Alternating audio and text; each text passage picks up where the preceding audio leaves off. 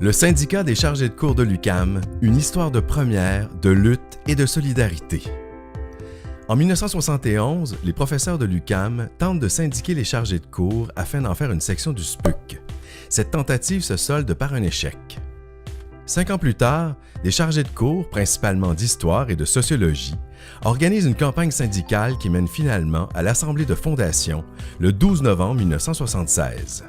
Mais il faudra quand même attendre encore 15 mois avant qu'un juge permette l'accréditation du syndicat des chargés de cours de l'UQAM, le SCUC, devenant ainsi, le 9 février 1978, le premier syndicat de contractuels précaires au Québec. À cette époque, la situation est la suivante. Les 500 chargés de cours constituent 55% du personnel enseignant et donnent 45% des cours. Ils gagnent 1 200 $ par charge de cours, le tiers étant versé à la mi-session et le reste après la remise des notes.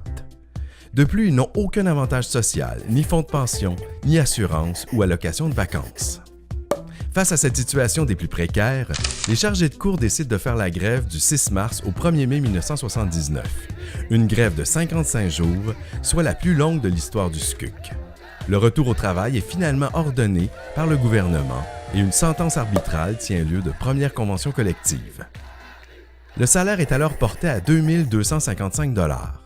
On enregistre aussi d'autres gains comme l'affichage des charges minimum 60 jours avant le début de la session, la confection d'une liste d'ancienneté et le droit au congé de maternité, une première en Amérique du Nord pour les femmes travaillant à temps partiel dans l'enseignement. Les négociations reprennent en 1980. Un accord intervient le 26 novembre 1981 et mène à la signature de la première convention négociée de l'histoire des chargés de cours du Québec. Parmi les gains acquis lors de ces négociations, on peut noter des postes d'observatrice ou d'observateur au conseil d'administration, à la commission des études, dans les départements et les modules, et l'accès à 3 charges de cours par session et 6 par année. Une nouvelle convention collective est signée en décembre 1983, intégrant le principe du double emploi afin d'améliorer le sort des personnes qui n'ont que les charges de cours comme emploi. Le renouvellement de la Convention sur le thème « À travail de valeur égale, salaire égal » est marqué en 1987 par une grève de 7 semaines qui sera baptisée la grève des cœurs, avec des lignes de piquetage ouvertes, vivantes et colorées, et qui se terminera par une loi spéciale, particulièrement répressive, qui imposera des augmentations salariales inférieures aux dernières offres patronales.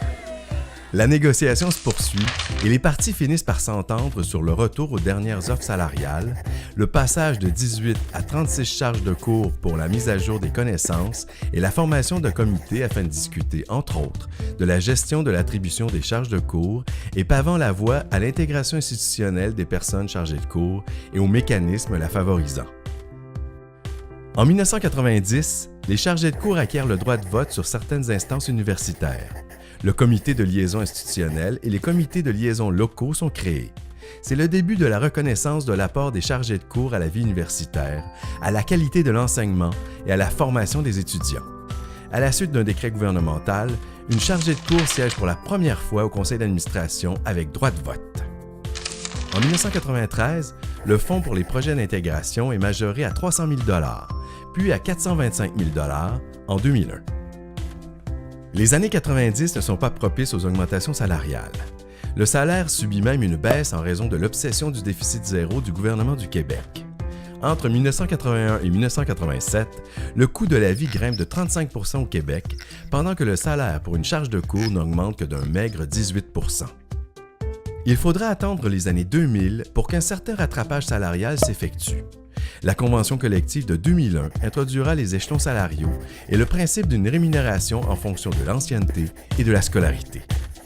Une nouvelle ère est arrivée, mais en 2018, la lutte se poursuit encore contre la précarité et pour une pleine reconnaissance des chargés de cours.